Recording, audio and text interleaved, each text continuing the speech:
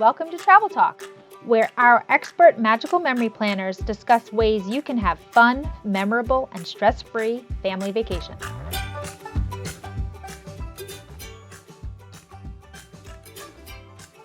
Hi, and welcome to another episode of Travel Talk.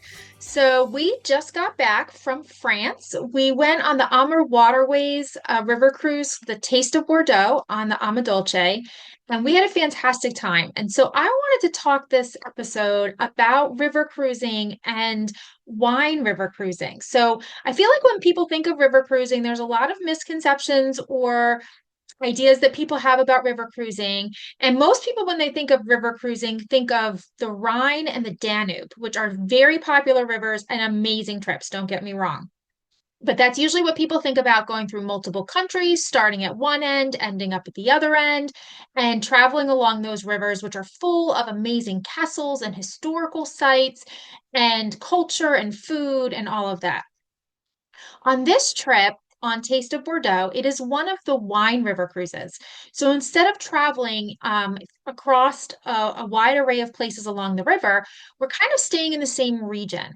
And so I wanted to talk about this river cruise. We're going to talk about three aspects of this that's different than what we might think of as traditional river cruising or the most common types of river cruising. So we're going to kind of talk through those on this episode, okay? So first, we're going to talk about the location. So for our river cruise Taste of Bordeaux, we left out of Bordeaux and then returned to Bordeaux. So it's a round trip, which is really great for a lot of reasons. So you can do a round trip flight, you can stay in that city pre and post, you get to be very familiar with it. If you're going to watch this podcast on our YouTube channel, you'll see some images as well. Or if you visit our website, you'll see some images as well. But Bordeaux is an absolutely beautiful city. And if you stay in Old Town, which is what we would recommend, it's along the river, very traditional, older buildings, everything's restored, lots of outdoor cafes, shopping. It's an extremely pedestrian city. They've closed down lots of roads that are only walkable now. They have bikes everywhere. There's jogging paths and walking paths along the river. Just a beautiful city to walk around. We came in a day ahead and spent that whole first day in Bordeaux, and it was fantastic. So many areas to go explore, walk around. Like I said, outdoor cafes, lots of yummy food to try. Beautiful city. So that's really nice. The location is fantastic. Bordeaux is also accessible by train to Paris. So if you want to go on your own up to Paris before or after the trip, there's a train that goes right from Bordeaux to Paris. And so that super easy train ride and also another great option. So the location is just fantastic. And so during this cruise, we basically stayed in two rivers that meet up into an estuary that eventually head out into the ocean.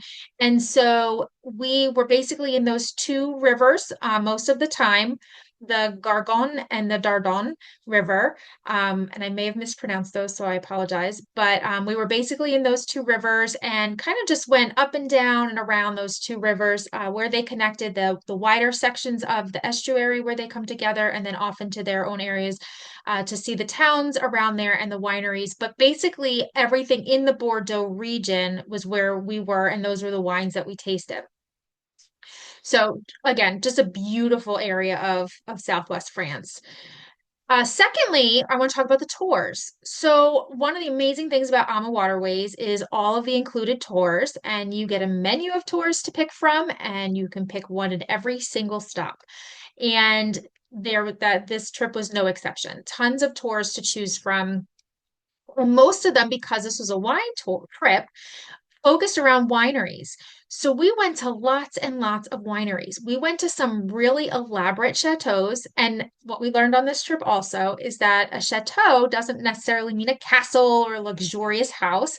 A chateau is the house on a winery. So it could be a very humble home, or it could be something very elaborate. But the house that is on a winery that is producing wine is called a chateau, regardless of its size or how luxurious it is. So we went to a bunch of different wineries and did a lot of different tastings. So we went to some that were really elaborate, some larger operations that had beautiful fields, looking over valleys, and we met with people from the winery that were in their sales department or did the tours of their wineries. And so they were very knowledgeable and had lots of answers for questions. We went into where they stored their wine barrels and where they aged the wine and where they produced the wine, all these different things. We also went to some really small operations. We went to one winery that is owned by a husband and a wife. It's a two-person operation with them bringing on a few workers at certain times of year, but essentially it's just the two of them. And the guy who owns the winery sat with us and told us all about his wines. And we tasted three of his wines, and he paired it with what he likes to pair it with and explained to us why. He spoke French, and so we had a translator that it translated, but his passion for his own wine, his own land, and what he produces really came through. And that was really unique to me to be with the winery owner and hear from him about his land and about his wine and why they mix it the way they do and what they do, and to answer questions. So, so many interesting tours like that. And the other thing we learned as well is that not every wine tasting tour is the same. So even if you see two itineraries of two different river cruises or another tour that's separate from a river cruise, maybe you're on a land trip and you want to buy a tour, the tours are not the same. You could go to the same winery, but the tour is not the same because there's different levels. So, what would be included in your tour as far as how much time you get to walk the winery, where you get to go in the winery, whether you go down into the vineyards or whether you're in the storage rooms, or what part of the wine process you get to learn about is different. How many wines you get to taste, whether it's one, whether it's none, you go to a tour, but you don't really get to taste anything, whether it's one wine or two wines, or what they pair it with. Did they give you anything? Did they just give you a piece of cheese? Did they give you a plate of things to choose from? Are they tapas and like created things that are multi-level, or is it just like, one piece of cheese?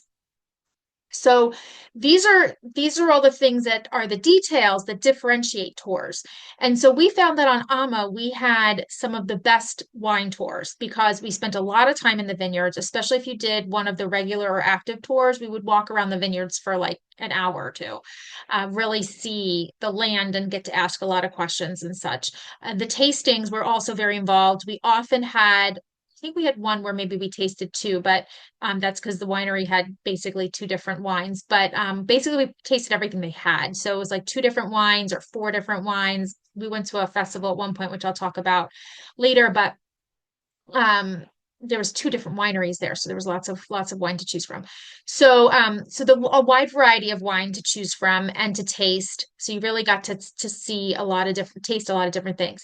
And then the pairings were also more involved, so whether it was a plate of meats and cheeses that we could just take at our leisure, whether it was tapas, like we went to one where they had a plate of sweets and a plate of savory things, and they weren't just like a piece of cheese. They were like a little round of toast with salmon and like other toppings, or cheese and tomato and other toppings, and all these little appetizers to eat with the wine, as well as a plate of sweet things to try.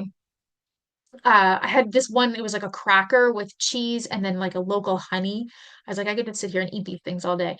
So many great tasting options that went with the wine. So we really had really nice tasting experiences. So that was the way the tours were. We also went to a private wine event in the city of Borg.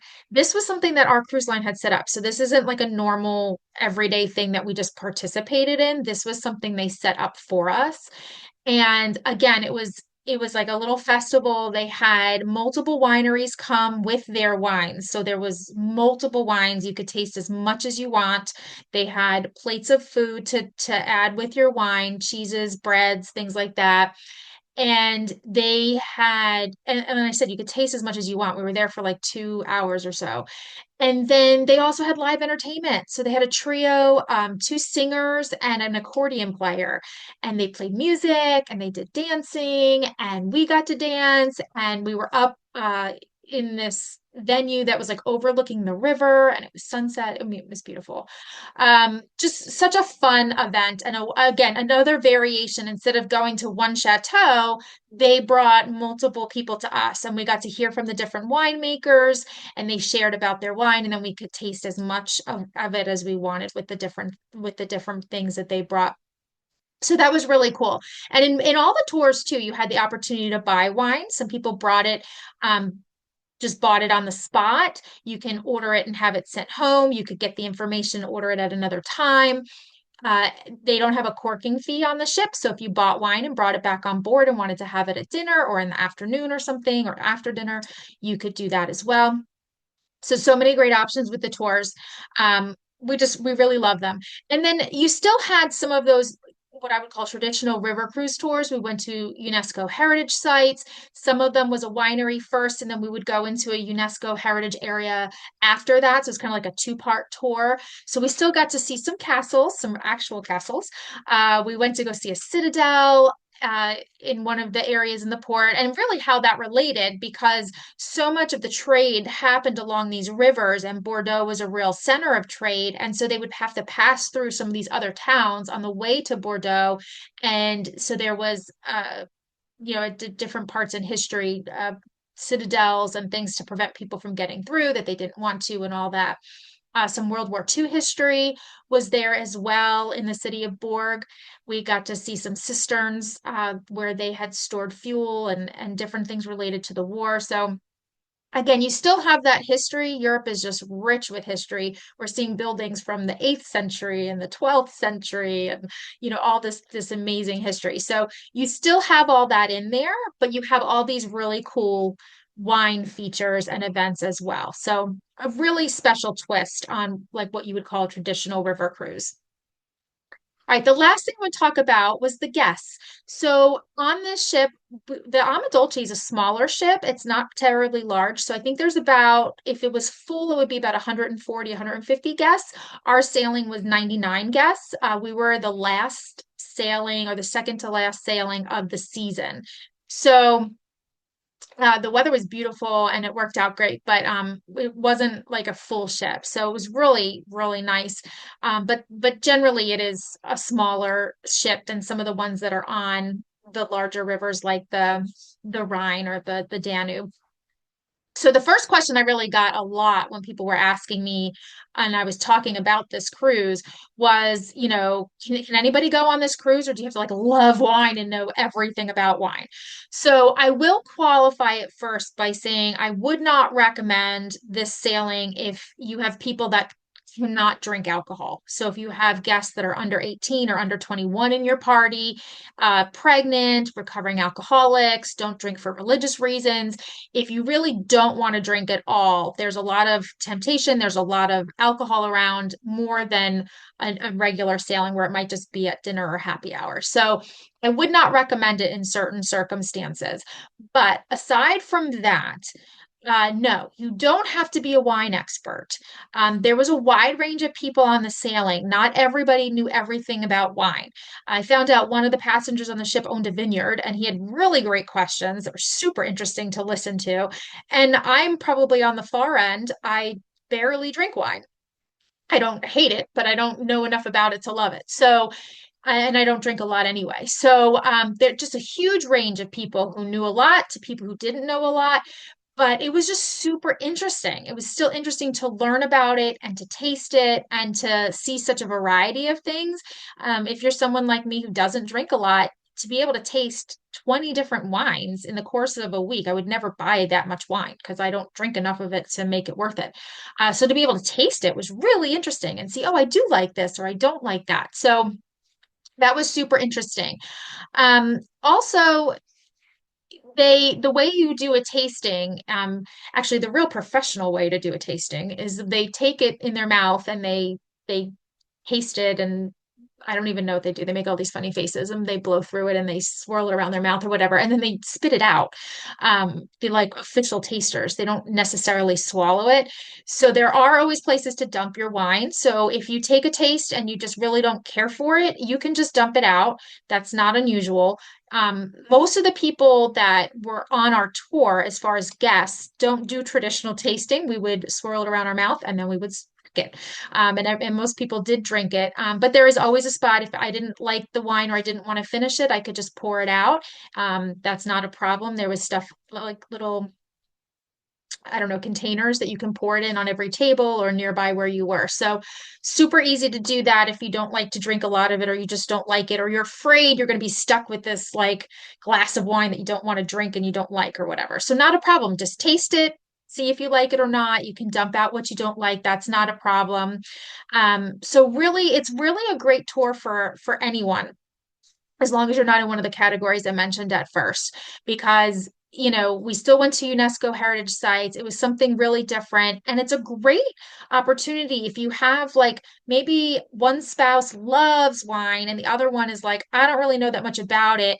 It's a great thing to come together on because you'll both enjoy the tours. You'll both enjoy one will get to experience more, one will learn more, and it's a great way to come together on that. So I really think it's a great opportunity or an itinerary that could be great for a lot of different people and something you might not think of right out of the gate if you're not like a huge wine person, but something different that would be really interesting. So if you're looking for a river cruise or something different, you might want to consider Taste of Bordeaux or one of the other wine cruises offered by AmaWaterways.